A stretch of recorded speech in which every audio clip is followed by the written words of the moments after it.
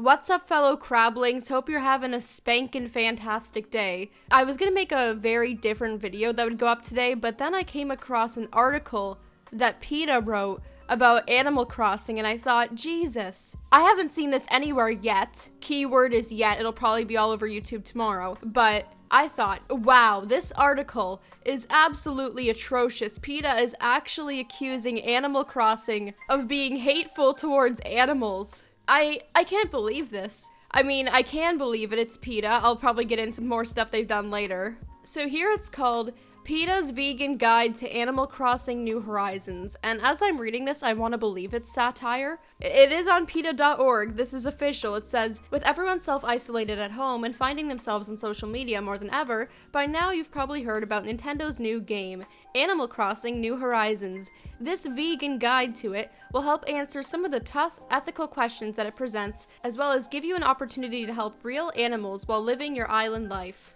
So why do we need a vegan guide for a digital thing? Why do we need a vegan guide for a video game?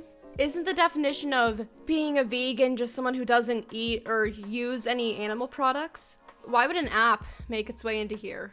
I don't understand it. Also, how are we gonna help real animals? It's digital. What? Is fishing in Animal Crossing vegan? Yes! Yes, it is, because you're not using an animal product. You're not actually getting involved with the real fish. This is a biggie. Fishing isn't vegan. You shouldn't fish in real life, so you shouldn't do so in the game either. Like, I don't get this image either. There's a big X over, like, the dock part of the image, and the girl's just fishing off to the side, so maybe it's just, like, don't fish at the end of the dock. Oh, yeah, she's fishing right there. She's vibing, that's alright. But you can't go to the end of the dock and fish. Horrible diagram. Sure, unlike in real life, the fish in the game don't feel pain, but fishing is harmful to animals and the planet. This is your island, and it's your job to protect it, tearing the wildlife right out of their ocean homes so that you can donate them to Blathers for museum exhibits is not only cruel, but also bad for the environment. Oh my god, if they think this is bad, wait until they see how Blathers reacts to bugs. He hates those things. He absolutely hates them. They don't touch on that though. It's like, yeah, you're not harming anyone in the game, but because it mirrors something in real life, you shouldn't do it. It doesn't make any sense. You know, I love fishing games. I absolutely love it. I have this game called Catch and Release VR. It's really good, not sponsored, just it's relaxing, okay? I like fishing in VR, and I like fishing in Animal Crossing, because it's just like a mystery box sort of thing, where I don't know what I'm gonna get, and then it's kind of fun to just reel it in and make sure you get the timing right. But just because I like the surprise of whatever fish I catch in virtual fishing, it doesn't mean I want to go out and fish in real life. It's not for me. You know, virtual fishing, I'm all about that. So it's like a really weird comparison, assuming that if someone likes fishing in a video game, they'll love fishing in real life. Also, fishing in real life is kind of it's way more slow paced too. So if you don't even care about the health of the fishies, you might die of boredom if you're someone who can't be patient. So PETA is discouraging learning because Blathers actually gives a bit of information about each species and things you donate. And the whole idea of Blathers making the museum is that he wants to expand the knowledge of the wildlife on the island. It's like a way you can take a scholarly collector type of approach in the game. And PETA says, no, don't donate. You gotta save the virtual fishies. What? That's like closing off a whole aspect of the game. My favorite part of the game is the museum. In the real world, every year, anglers leave behind a trail of tackle victims that includes millions of birds, turtles, dolphins, and other animals who sustain debilitating injuries after they swallow fish hooks or become entangled in fishing lines. Wildlife rehabilitators say that discarded fishing tackle is one of the greatest threats to aquatic animals. Don't let this happen on your island. I don't get it. I don't get what point they're trying to make. I think they're trying to say that if you're fishing in this game, you're encouraging real life fishing and you're horrible. There's no leftover fishing hooks. The code does not go that far. I mean, everybody's been praising this game for details that it's been adding. But if it starts adding in like little fishing hooks and leftover stuff in the water, I don't even know. It's disappointing that a game in which villagers from all different species, from elephants and ducks to deers and pigs, coexist harmoniously with humans, encourages abusive behavior towards fish and insects. Instead of being recognized as the living, breathing, feeling individuals they are, they're presented as forms of entertainment for the other villagers. Your island should be a safe space for all animals, big and small. It's a piece of code. It's a few pixels on your screen. A safe space. Safe space, that word. That word is haunting me as of recently because of Marvel. Comment, Savantics is ruining my safe space. How are they going to be recognized as the living, breathing, feeling individuals they are? Why do they need a safe space when they're pieces of code? My brain is imploding. Please stop.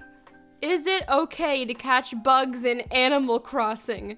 From butterflies to wharf roaches, your island is a bustling home for various insects and other animals. Keep it that way. What the hell? And then it's another horrible X diagram. Like, I guess they just have their X's on the image to say the whole image is bad, but like, holy crap, why not just put an X over the whole thing? It's so bad. Blathers would like to build a museum of fish and insects on your island. Don't let him do it.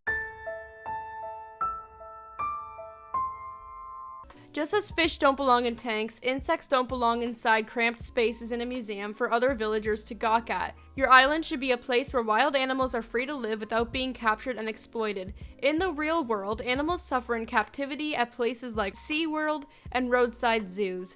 They're deprived of everything that's natural and important to them. In Animal Crossing, you have the choice to let the animals on your island live free from harm, so please leave them alone. So there's a point about cramped spaces here, but the insect part of the museum is not cramped in the slightest. There's a bunch of open space for the insects to roam. I was trying to find my tiger beetle, and I found it in the middle of a walkway as opposed to a patch of grass it should have been on when I read the plaque. So the bugs can just wander wherever, they're not cramped. This whole article is just, hey, you should feel bad about doing this action in a video game because people have done it in real life and it has bad effects in real life. Do clams feel pain? On your island, you can dig for clams. Here's why you shouldn't. Clams are bivalves who may look less familiar to us than mammals, but they still deserve consideration and respect. Yas, clam queen. Get that respect. Ugh, I stan the clam. They're capable of a surprising range of behavior. Did you know, for instance, that they can escape danger by burrowing through sand? Although it's unclear whether they feel pain, in the real world, they play an important role in the ecosystem, and if they do feel pain, they constitute a huge group of animals suffering for food each year. It's best to be safe than sorry, and not dig for clams on your island. Oh my god. Should I leave hermit crabs in the game alone? Hermit crabs love hanging out on the shore of your island. Leave them there. When you capture a hermit crab in the game, the screen says, I caught a hermit crab. I think it wanted to be left alone. In this situation, the game demonstrates surprising awareness that we shouldn't be bothering these animals and taking them from their homes. Okay.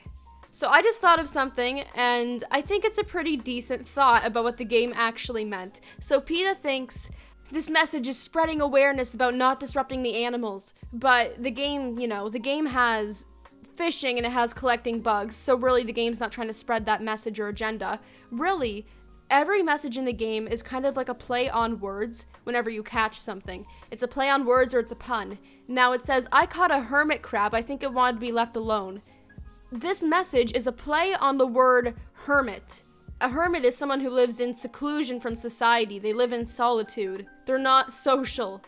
The hermit wants to be left alone. That's the point of this message. It's not about leaving animals alone and not bothering them or taking them from their homes. In real life, hermit crabs can live for more than 30 years in their natural habitat on tropical seashores, but after being purchased in the pet trade, most don't live for more than a few months to a year. Don't take hermit crabs from your island's beaches and sell them to Blathers or Timmy Nook. They're not objects, they're individuals. Okay, so that sentence said you can't sell it to Blathers or Timmy Nook. First of all, you can't sell to Blathers in the game. Blathers doesn't buy stuff from you. You donate stuff to the museum. Second, you only mentioned Timmy. You didn't mention Tommy, the other people you can sell stuff to. So basically, PETA's saying, hey, have at it as long as you're not supporting Blathers or Timmy. What would a vegan eat on a desert island? Now, the whole world knows the answer to the eternal question of what a vegan would eat on a desert island. Fruit! In the game, it makes you strong. When you eat enough fruit, you actually become strong enough to shatter rocks and receive extra bells and resources from them. What other vegan food can you eat in the game? Apples, cherries, coconuts, oranges, peaches, pears. I don't know why they wrote this part. Literally the only food options you have in the game are vegan. Now I'm skipping over a couple pieces in this article because I just want to get to more good stuff. One of the things, to sum it up, is should I build a doghouse? And it says you shouldn't build a doghouse in game because doghouses are bad. And then another one is how would you treat Tom Nook? And I can't read this one because it is inappropriate for YouTube, some of the wording that they've used here in this segment, but it basically says that you should treat Tom Nook with respect because he's a tanuki and they're killed for their fur a lot. Now this, how can you spread animal rights through Animal Crossing? Give your island an animal-friendly name like Veganville. That's horrible. Imagine naming it Veganville. Someone's gonna name it like I eat cows or something in retaliation. Customize your passport with a phrase like end speciesism or adopt, don't shop, or go vegan. Make custom designs. Post a bulletin to instruct your visitors to leave wildlife alone. How can you enjoy your island in an animal-friendly way? Have a bonfire, play music together under the stars, discover a beach together, sit back and enjoy island life while knowing that you're causing no real or virtual harm to animals. Is PETA against Animal Crossing New Horizons? PETA hopes the game will encourage people to feel closer to the animals we share our planet with and inspire them to work to end speciesism, the misguided belief that humans are superior to all other animal species and that it's okay for us to exploit some species in horrible ways for our own trivial purposes. So now we get into some real bonkers territory. Animal Crossing New Horizons is fantastical in many ways, but when you look a little closer, you realize that there are even more ways in which it's realistic.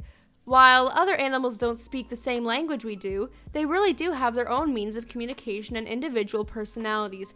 By populating your island with animals such as sheep, deer, and rabbits who have strong personalities, Nintendo is reinforcing the important fact that animals are individuals. I mean, then the article goes on to talk about how the pig and elephant villagers right here have personalities, okay? But to use this as an example of realism in the game doesn't make sense to me. To say that the villagers themselves give the game a sense of realism. I don't buy that. Animals do have their own personalities and behaviors for sure, but they certainly aren't going around forming towns. They're not talking in animalese all to each other because all these animals have the same language in the game. Everybody speaks animalese. You know, in reality, each animal has its own way of communication. So these villagers just are not a prime example of realism, but the article tries to say they are. I personally have never seen a pig walking on its hind legs, trying to talk to me and give me a crafting recipe for a wooden table. But you know, that might just be me. Maybe I don't get out enough. Maybe I haven't seen enough of the world to see that.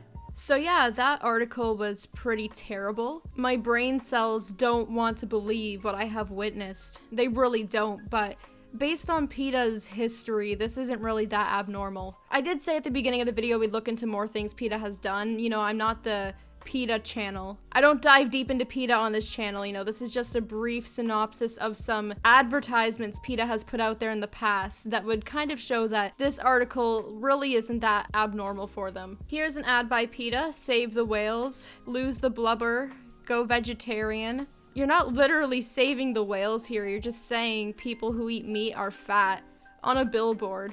Which is lovely. It says CBS underneath it. That doesn't look too good. This is an advertisement that is really bad.